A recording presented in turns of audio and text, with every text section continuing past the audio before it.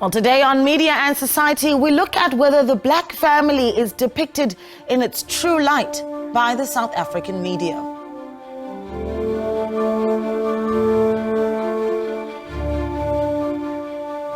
Well, a good morning to you and a Merry Christmas as well. So in true typical South African fashion, I know that you are heading to church or preparing to cook a fabulous Christmas lunch. So as you peel those potatoes and make your jelly, do join us for this very informative discussion that we're having today about the South African family. Of course, we're not live today, so we cannot take your calls, but you can still connect with us via our hashtag SABC Media Society.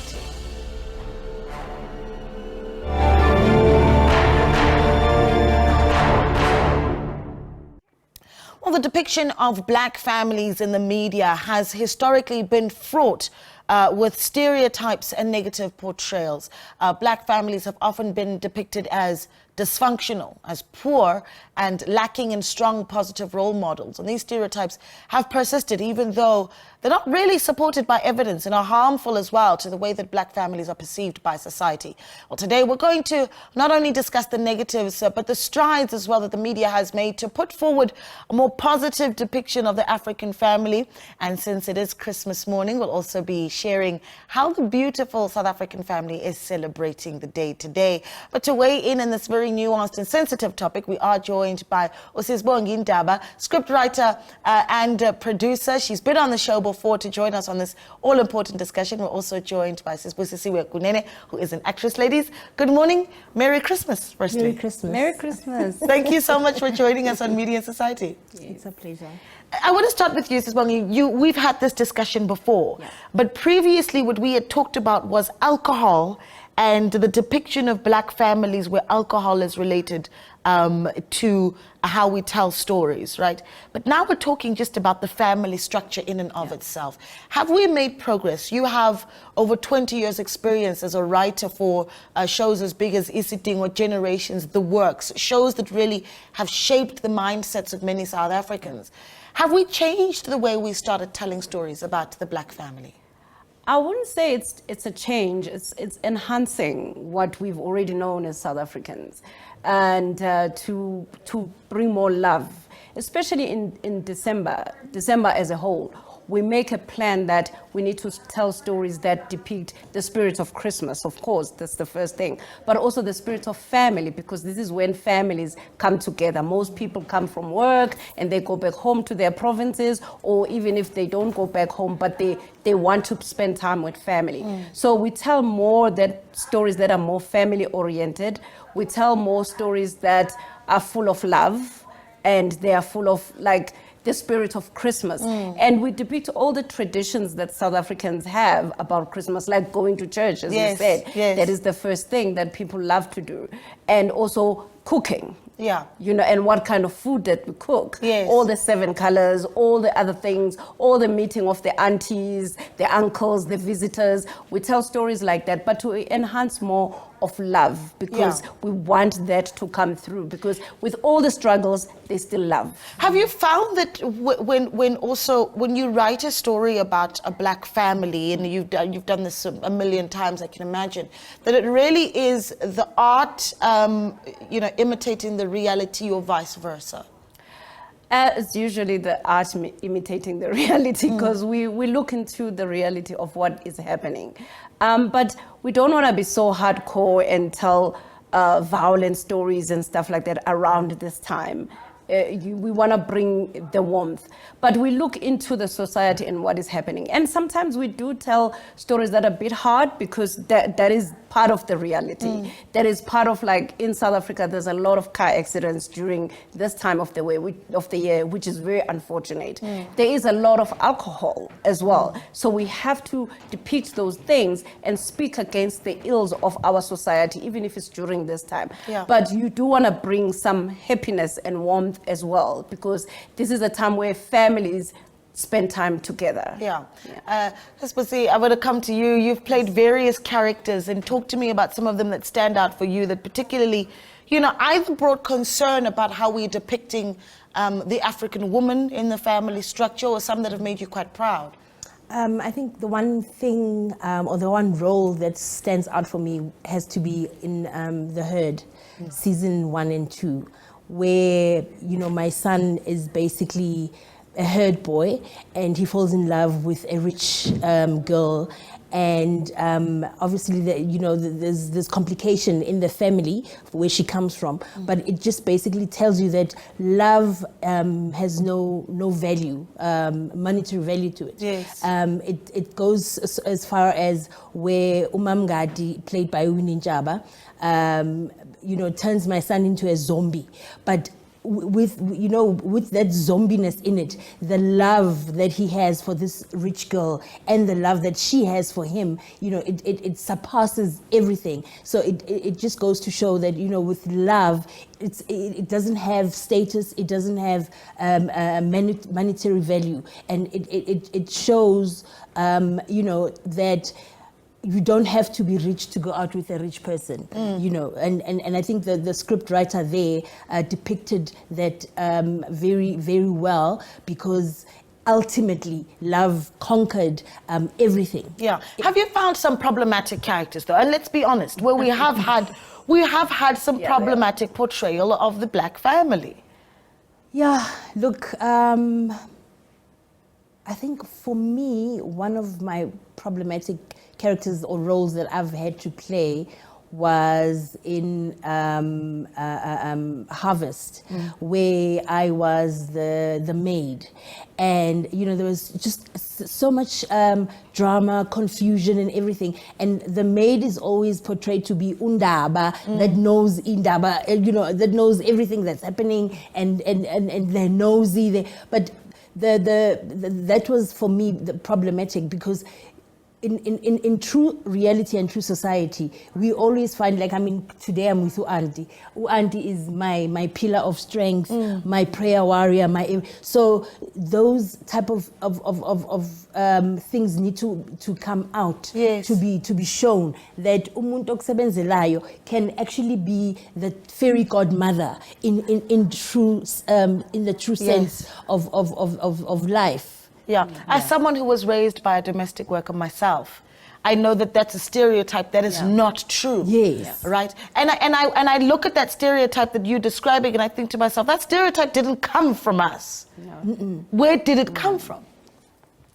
The stereotype came from how other people see us, and we buy into it. And that's the unfortunate thing for me, is that you have to value yourself so much that even when people see you differently, you still portray who you really are. And I know that those stereotypes entertain people. It makes people laugh, it makes people have something to talk about the following day, but it's also very dangerous to lean on stereotypes most of the time. As you said, like the dysfunctional families, yes, there are many dysfunctional black families, but there is something strong about our black families as well that is not played, because maybe it's just not entertaining. And our viewers just love people who are bad. Once you write a good person, they'll be like, they're boring. And then this is what tends in the media to be like, okay, let's not do the boring people. Whereas we should be portraying the truth of us. We need to value ourselves so much that we love to see the people who portray the true us rather than the opposite. I look at the example in the US, for instance, of the Cosby Show. Let's not get into what happened to Bill Cosby in real life, because that's a complete opposite of what the show intended to do. But the show was powerful globally. Yeah. Because for the very first time, you had that positive image of a healthy black family. Aspirational. An aspirational black family. And I think it was, soon afterwards with, in the US, the Fresh Prince of Bel-Air, where you had the uncle who was there and was a representation of a good father. And he was a judge. And he was a judge, well educated as well. I mean, is that what we're missing here in South Africa? Have we found the quintessential story of the healthy black family in our storytelling yet? I'd say, unfortunately, that is what we're missing. Really? And I would say it's because, I'll go back to say, we don't value ourselves that much, that we want to see those good portrayals, those aspirational characters. We find them, we want the bad because that's entertaining. We find them to be so boring. Whereas if you think about it, that those shows, those are the shows that, those American shows are the most memorable shows. And you think, well, where are our memorable shows that portray the positive stuff? We have memorable things that are bad. We need to create the shows that are memorable in the long run, and they portray us in a good way. Why don't we have that? Why do we have to look into other countries? This is a challenge to us as creatives. It's a challenge to the people who have the money, who are paying for these shows to be done. That we just need to have a shift. Yes, we can tell the other stories because they also depict society, but we need to have just a shift of like, what is it that really we want to portray to society? Can we talk about African men? And how we portray them in the families, right? And we've been running some of these images. This is the reality. I think when we get into Christmas Day, there's the expectation. Outside, right? When maybe that's not true. Maluma is outside doing the fire. Maluma is helping you with the chop up the meat. Maluma is actually doing a lot in the family. Maluma is busy talking to that wayward cousin and trying to drag him to him. You know. Maluma brought the groceries. Maluma brought the groceries. Maluma is the one who drove Gran far away to bring them to the family gathering this Christmas. But we still haven't shown that. I think of some of the most iconic male characters that South Africa has, and I think of Ustumo, for instance. We loved him, but his character was that of a man who owed everybody money, was irresponsible, had no real roof over his own head, he was a loser. When was the last time we told a story of a positive black man? I'd say when we tell... I know. When we focus on being aspirational. And I think in the beginning, in the early 90s, mid 90s, they were like, if you think of how when Generations came in, when we were young and watching Generations. I mean, my thing when I was watching Generations was seeing a family that was having juice in the morning. Because I didn't have that in the table in the morning. Orange juice, I specifically remember, Orange juice was always there. And it made me feel like, I want to have that life of having orange juice in the morning because that's the aspiration. People wanted to be the Achimoroga. Like, oh my God, he's in advertising. We don't even know what that is. And we need to. There was a shift in the 2000s where we just wanted to tell the bad things. So, and that shift is what has spoiled how we portray black men. Especially now, like on the estate, we have a character called Lesiba.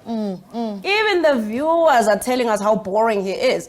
And you know why he's boring? Because he's a good man. I say, as a head writer, I defend that character because I want to show a good black man. What is wrong with that? I don't care that the viewers say they are bored. You need to see a good black man who does not abuse women, who does not do this, who does not go and do irresponsible things, who is challenged, and see him fighting for his marriage. Why don't we portray those stuff? We always want to see the people walking away from challenges and beating up women, and then we say it's entertaining. And drinking. And drinking. Can't we do the opposite? So as much as the viewers can comment and say, oh, this is boring, this is not nice, we need to portray those people. Well, we're going to keep talking about it. And I think when we come back, let's talk about some ideas that are possible, particularly as we go into the new year, some of the goals that you'd like to set for yourselves in starting to tell that more positive story about the family. We're having the discussion because you're spending your time with your family on this Christmas Day, and we wanted just to remind you that you are beautiful,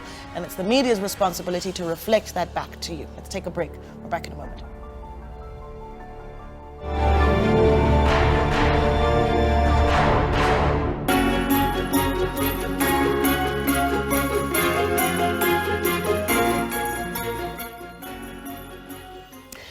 Welcome back. If you've just joined us, we're continuing our discussion on this Christmas morning on how black families are portrayed in the media through storytelling.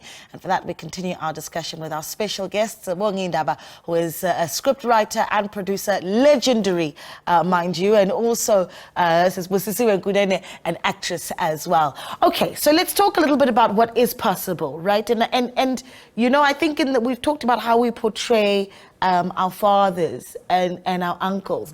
There's something to be said about how we portray young men in the families. I mean, your observation of how we've done it. When last and how often do we see a responsible young man who is striving for his dreams and isn't problematic in his community?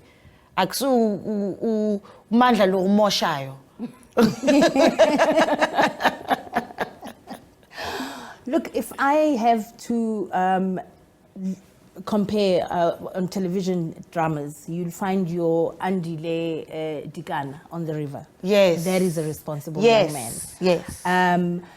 Nowadays in society, you do find responsible young men, but they always say, Okay. You know, and Yes. I also think it's the friends that we keep. Because remember, in a family, if there's family dynamics that will drive me out of consulting with the family to say, hey, Mama, I've got this problem. Because also remember, as black people, we're not as open and as free to talk within the family. So we'll always take our problems outside. And when I get outside, my friend is going to obviously lead me in an completely opposite direction because he doesn't want me to succeed. And then it takes you to the clubs. You go to the clubs, you go to the drinking, and so that's where you find then the minimal amount of responsible young men. But there are you know, it's just that, like Sisbongi said, the good stories about us is phone because it's yapora, but they are there and we need to portray them. I think for me, How to Ruin Christmas is basically telling the South African story and the reality of what exactly is happening in many families. Yeah, I mean, there's certainly, and I like the example that you make about how to ruin Christmas. I've watched all 3 seasons. It's become a staple for South Africans when December comes around. And while I enjoy the show, I have been concerned about the certain stereotypes that you have. The drunken uncle in the one uncle's brother who comes home to see his brother. The uncle who is confused and doesn't know what he's doing, the one who's obsessed with the sheep and doesn't really make a real contribution to the leadership decisions of the family. But there is something to be said about how we've portrayed women. And we've certainly strengthened the position of how women are portrayed in stories. It's because there was a focus on that. I remember when I started writing, there was a focus on telling stories of strong black women, which now we're like taking down the strong black women again and saying, you know, it does not exist and we shouldn't be pushing that agenda. I just feel we need a balance because yes, there is the drunken uncle, there is the dizzy uncle, there is in society, but there's so many other good people who are responsible. We need to have a balance. I always say in many shows that I write, you have to have a balance. You can't just have all the bad people. And this family is just bad, bad, bad. And as much as we want the numbers, because yes, that gets you numbers when we are doing all the dysfunctionality and all the bad things. This is when it trends on Twitter. This is when it's a talkability everywhere where people are talking about it and you are happy as the producer and you are happy as a channel. But we just need to have a balance. But our families also need to show us that we value ourselves and see ourselves that we matter. You know, why is it that we want to see the bad people?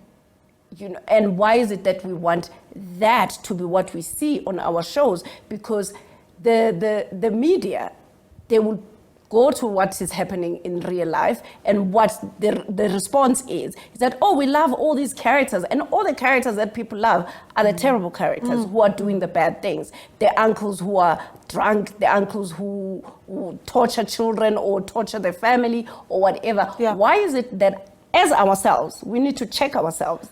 Why is it that we love that? Why is it that we love to see that rather than the good characters? I'm interested in the point that you're making, though, about how we've had to actually build the character of the strong black woman, because there's been a big focus on it. And I've also just, over the years made the observation, and this is a statistic, and the reality of a lot of our families, even over Christmas, we know this. A lot of our sisters, a lot of our aunts, not all of them married, a lot of them single mothers, particularly in the black community, really in other parts of the world as well, where our families are unmarried. And I wonder how much of that has to do with that narrative of the strong black woman, that while we've empowered the black woman, we also have not been able to portray her to herself and to the community of someone who's also able to build a family.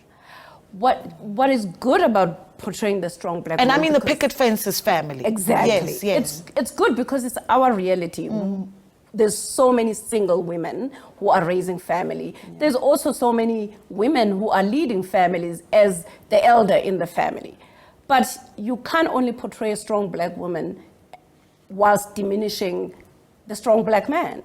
Or diminishing the value of a man and in yet our we society. Yes, and that is the balance that I'm talking about. Is that why do we have to do like this rather than making the balance? As much as we are depicting the strong black woman, which is true, but there is the man who is holding down the family. There is a man who's supportive. There is a man who's positive in our world. We should portray and balance it together. Not always put this up and the men are put down. Yeah. Let's set ourselves some targets then. For 2023, what would you like to see more of? As far as black families are concerned, more conversations, more honesty, because there's one thing that I've maybe from my close-knit family and relatives and even friends, it's we are dishonest. Firstly with ourselves and then with our extended family and relatives. So if we can just take a moment and husa and look yourself in the mirror and say, what is it that I want, and what is going to take for me to achieve it without bringing somebody else down, without destroying somebody else. Yeah, absolutely. So target set for storytelling in 2023. It's very simple for me. Can we have less violent stories and less stories that portray alcohol like it's everything and everything in life? Yeah. Can we portray more aspirational stories, especially in our country, when we know how the socioeconomics is in our country. We have so many kids out there who only have the TV and they learn everything from the TV. Can we just be responsible? Let's not only think of the numbers. Let's not only think that this is just entertainment. It is playing with the mind of a young person. Can I sit on children just for a little bit, because I think this is an important one, and I know we were about to wrap it up, but I want to get into this. When I was growing up in the early 90s, I'm giving away my age now, we had, the pumpkin patches and, kiddios, and, there were so many educational programs that particularly were there for strengthening even the mind of the child. Particularly where public platforms are sitting and where we're influencing the younger children. Are we doing that enough right now? No, because when the budgets are cut, those are the first thing that gets cut, unfortunately. And that is the foundation. You remember the pumpkin patch. Even if we do it in our own languages, even if we do it in our own African way, whatever, why don't we do that? Because those are the things that inform. And children are sponges. Those are the things that they take in. But now if the child wakes up in the morning, they're not going to school, it's a weekend, and the first thing they watch is an episode of some drama where people are being shot or people are being raped. What are we saying? That's why I'm saying the children that are out there, where they have the TV, they have nothing else for entertainment, they just have the TV. We need to be careful about what we are putting in there. And we're getting really less careful. I would really, really love to see stories that are changing, that are much more entertaining in a very positive way, much more positive than negative. And this speaks also, I think, to how we act as well, even on our own families, right? What we let our children consume also influences the quality of family that we have. I mean, our kids are on TikTok now. Yep. Yeah. And it's a massive responsibility that we have now as families. I think let's wrap it up. Thank you so much for speaking to us. It's been an incredible discussion, and perhaps you'd like to send a message to our viewers on this Christmas morning. To the viewers, please, and please be safe. Please don't drink and drive. To the viewers, I'd just like to say Merry Christmas and a wonderful and prosperous 2023. Remember to pray, pray, pray, because without God, we are nothing. Absolutely. There we go. Thank you so much to our guests there. And do stay with us, because we're going to continue the conversation now. We're bringing in some academics for this one to talk about how we portray the African family in the media, particularly even in the news. Stay with us.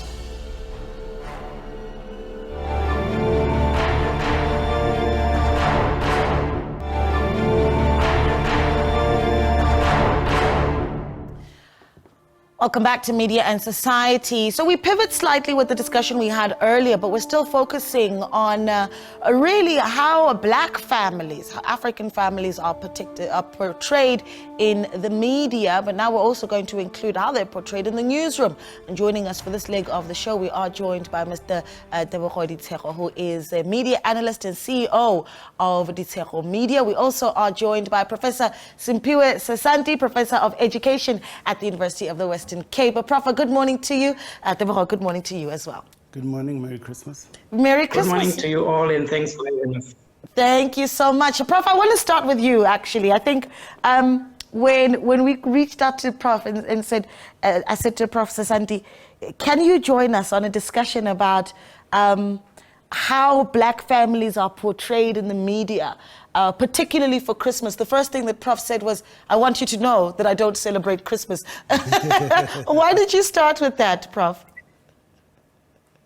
No, for a simple reason that, I was born into a Christian family, but at a particular stage in my life when I was 15, driven by a very strong sense of Black consciousness, I renounced Christianity because we really associated it as an instrument of oppression. And you would know that the apartheid regime at that time declared itself a Christian government.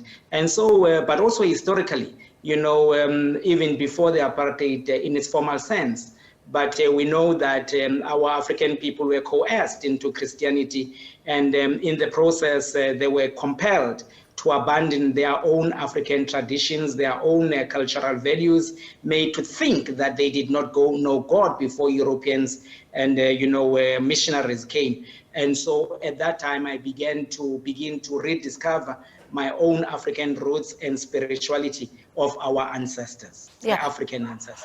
And I bring that up because while many South Africans are Christian, and we really we live in a country where everyone has the right to believe what they will. I brought it up, Prof, because even those that are not Christian still celebrate the 25th of December as a day for family. Correct, Prof? You're absolutely correct, because we live together as African people, and as many African people would say that, those who continue as Christians embrace more the spirit of Christianity than the spirit of Eurocentric and European Christians. So you would see that even in this part of the time, our people, when they come back home, there is a very great sense of Ubuntu, Butu, and we do our rituals and all of that as African families. And so we interact beyond the artificial boundaries of religion. And in fact, this is also when you see when our people are doing, rituals that are bringing boys into men and girls into women. But even then, the tragedy is that because some of us have been brought up with a kind of Eurocentric education that emphasizes negativity and all of that, we focus on that which is negative and do not pay attention to the fact that there may be a few people who are casualties in these concession schools. But to a very great extent, many, emerge as men and women, and we celebrate this achievement, and we hardly see that in the media. Yeah, this is at all, in fact. You don't say. Yeah, I actually, and that's why I wanted to start there, is to start with the importance of family around this time of the year, regardless of your belief. And you do this a lot. You analyze what the media does all the time, Deborah.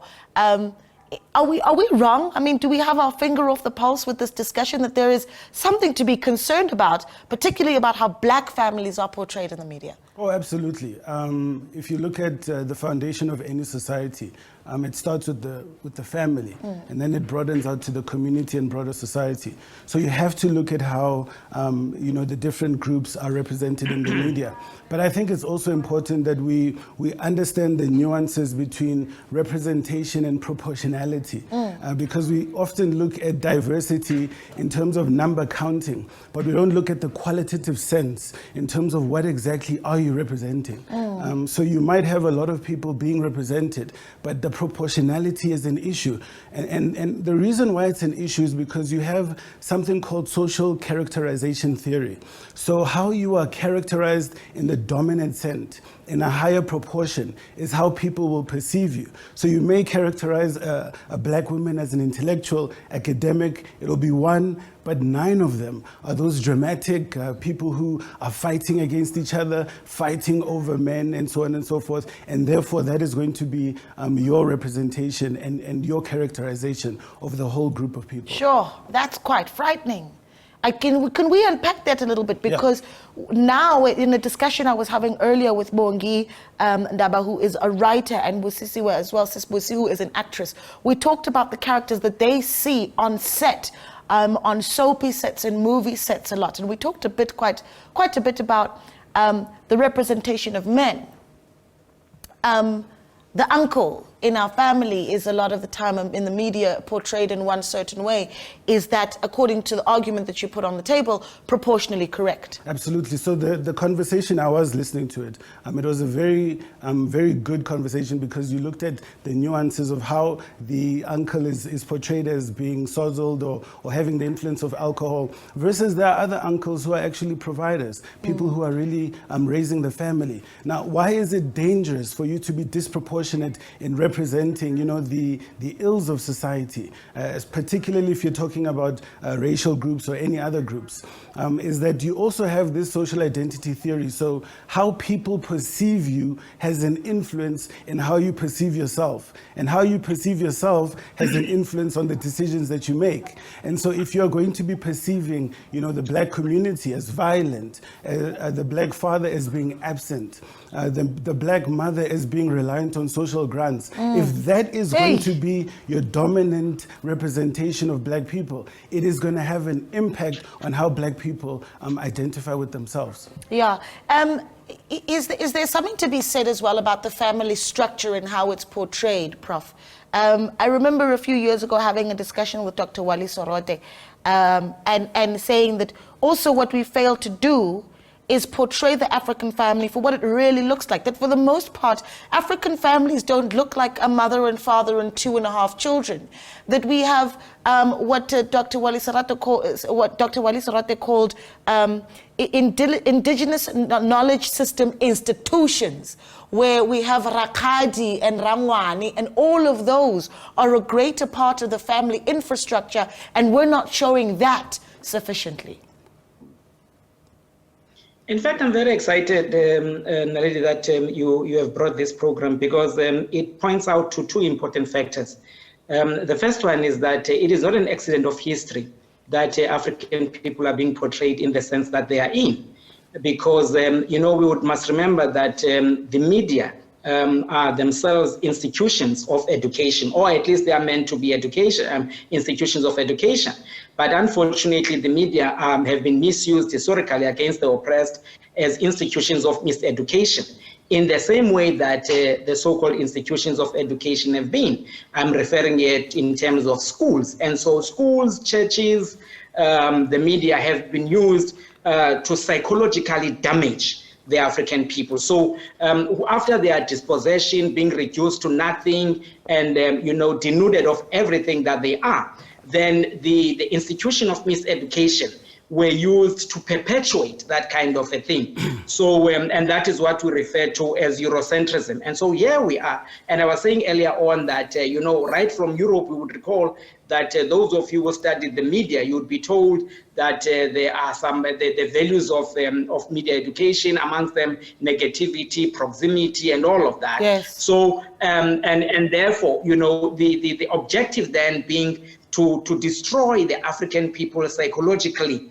It was then deliberately engineered in that way that we would be then shown as these people who are irresponsible without examining the fact that when you dispossess people of their land, you are taking away the basis of them being able to have their culture and all of that. And when you have destroyed their sense of culture and that you have removed them from their sense of education and self-development. And so what then happened to the African people were that they were reduced into being the shadows of other people. I think that even itself is an understatement. So what we see then is even if inadvertently, a continuation of that destruction of the psychological stability of the African people.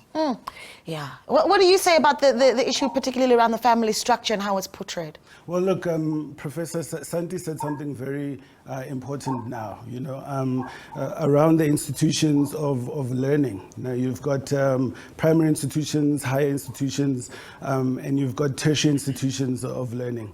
They are a part of the media. Media is all about the dissemination of mass communication. So the educational institution is a part of the media.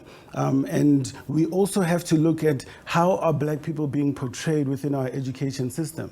I've done so many lectures across the country, and I ask young people, who was Pythagoras? And they know who Pythagoras was. They know his theorem. And then I ask, where was Pythagoras educated? Out of the whole class, you'll find that 2 or 3 people know the truth. And he was educated in ancient Egypt. It's an uncontested historical fact. He was educated there for 23 years. And by ancient Egyptian standards, he barely completed high school. Because in ancient Egyptian history, the education system went up to 40 years. And so Pythagoras was educated by Black people. Ancient Egyptians were Black people. And what does that do to the psyche of African people? Look at Elon Musk, one of the most famous entrepreneurs in the world, from South Africa, by the way. But his role model was Nikola Tesla. Nikola Tesla is venerated. He's celebrated. In literature of history. Those are the representations that you have of European people. But if you look at Africans, you don't have the same representation that young people can look up to. Yeah. And ancient Egyptian civilization is one of the things that is supposed to be disseminated. Those are some of the stories that we should use to really inspire young people to innovate and to invent and to become productive in society. I really hope that the storytellers are listening to this conversation, because it shows just how much work then. I mean, that's a lot of work that we have to do as African storytellers to get the family structure right by giving that kind of positive representation. I want to take a short break. When we come back, let's start looking at family representation, particularly in the newsroom, right? And how that impacts on how we see ourselves as Black people, particularly when we come together as families. Stay with us.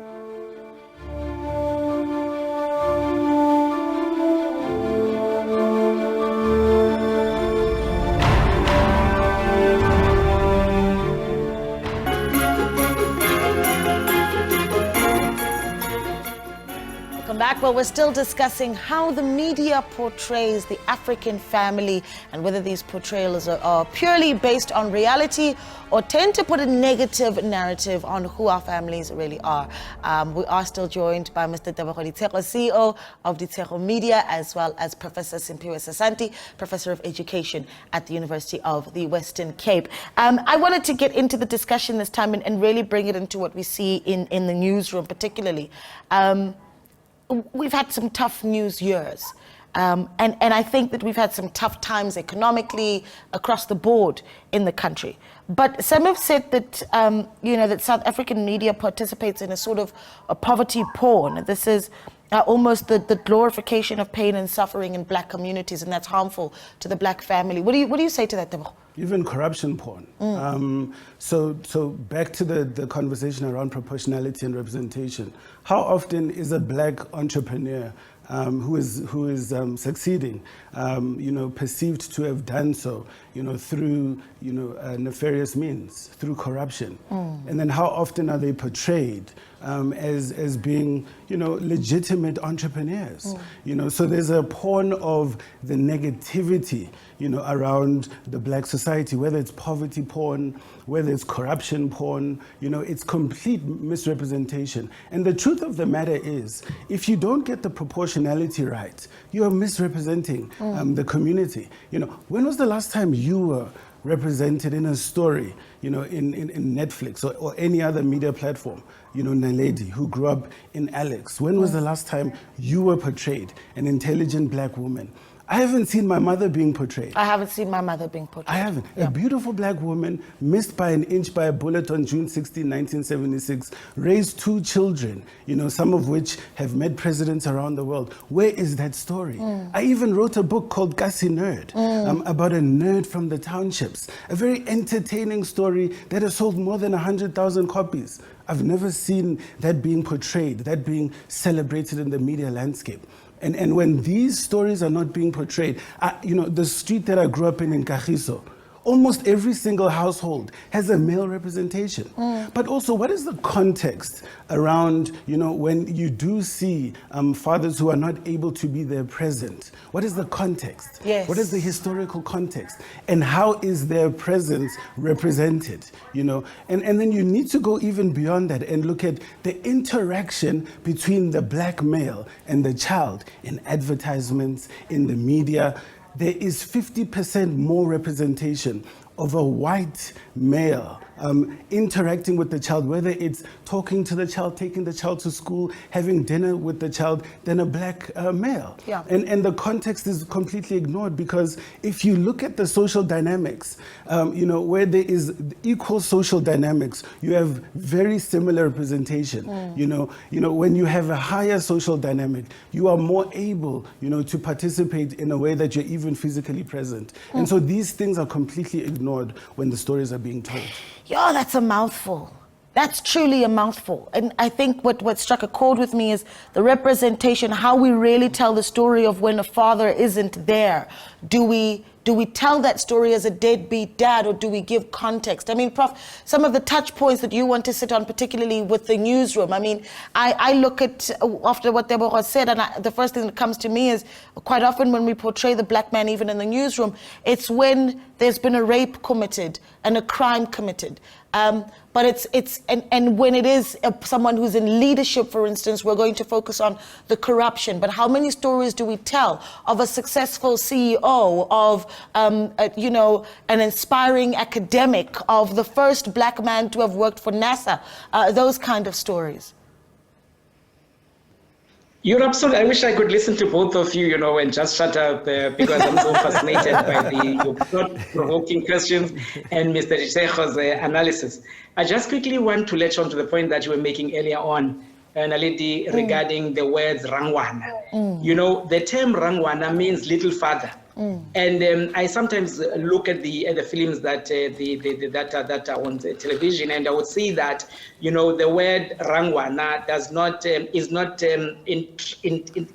translated as is, because it means little father. Now, if we were to do that, we would recognize that a person is not merely an uncle without a clear meaning. It means that in African cultural context, that you are the little father of your elder brother's child. Yes. The same with malume. Malume means a male mother. And the same with Rahadi. Rahadi means a female father. Yes. So that we then understand that fatherhood, motherhood, or parenthood in African culture is not determined by biology. Now, as Bantu Biko would say, whose birthday it is today, that despite the fact that our culture has been battered and all of that, there are still great remnants of this culture that we need to elevate.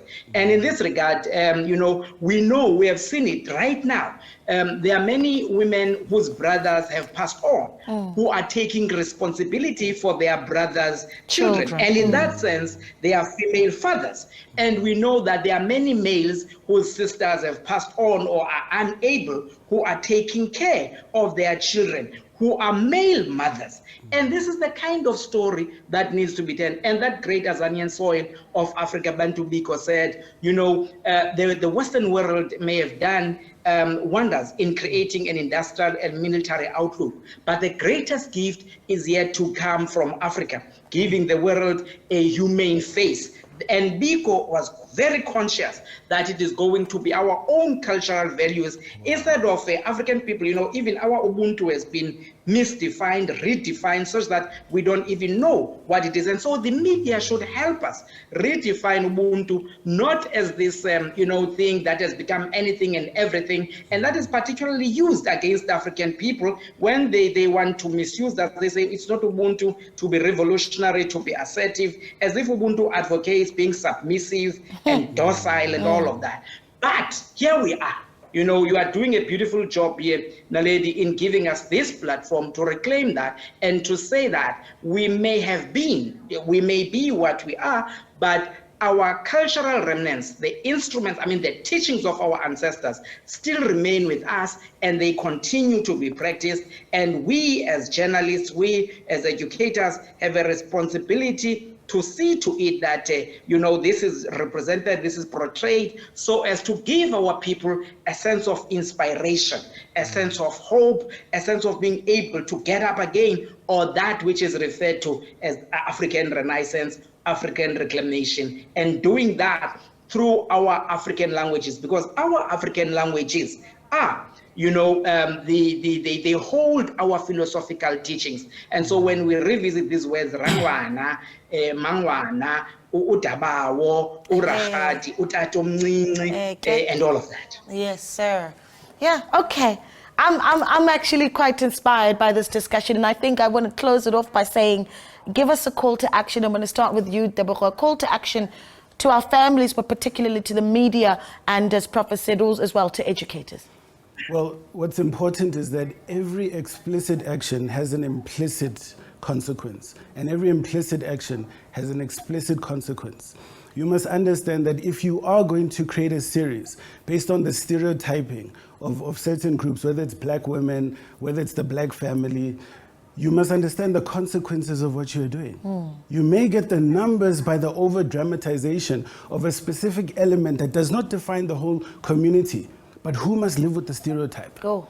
There are serious consequences with what you are doing, and that impacts on our social cohesion, because it goes back to people will misunderstand us forever if we are never going to be represented accurately. Yeah. How do we get our hands on Kasi Nerd? Well, Kasi Nerd, you have to contact Ditego Media. Yes, it was available at all bookstores, but now you'll have to order it. Just contact info@ditegomedia.co.za and we'll organize a copy. There's a media that's popularizing the healthy young black African. Prof, before I wrap it up, your call to action to educators, to families, and to media, particularly as we go into 2023. I think the discussion you want to have at the end of 2023. Our disorientation is a product, a result of a deliberate exercise of Eurocentric education. And so if we are to reorientate ourselves, we have to be conscious, deliberate, and clear through an Afrocentric education. And so that's what we need to do. And there must never be any doubt that those who want to oppress us are not going to take kindly to us re-Africanizing ourselves, reclaiming ourselves, because when we do so, it means that we're going to be a free people. And so we have to be deliberate and determined and know that there's a price to be paid that was paid by the likes of Sheikh Anta Diop and all of that. And so let us go and be determined, because we need to do this for our children. And in the last word, we know that in African culture, family is not merely a household. In African culture, family refers to our ancestors who went off before us, who are our inspiration, and those who are living, who are the perspiration, as Ngugi wa Thiong'o is saying, and those who are yet to come, to whom we must be an inspiration, and our ancestors, for our ancestors, for our children who are yet to be born. Okay. Professor Simpiwe Sesanti of Education at the University of the Western Cape. An absolute pleasure having your time, Prof. And thank you so much to the one and only Mr. Tebogo Ditshego, media analyst and also CEO of Ditshego Media, continuing to inspire all of us as well. And thank you so much for watching Media and Society. For those who do celebrate this Christmas, have yourselves a wonderful one. Otherwise, enjoy your time with your family, bond and strengthen each other, and we'll meet again next week on New Year's Day, right here on SABC News. Thanks.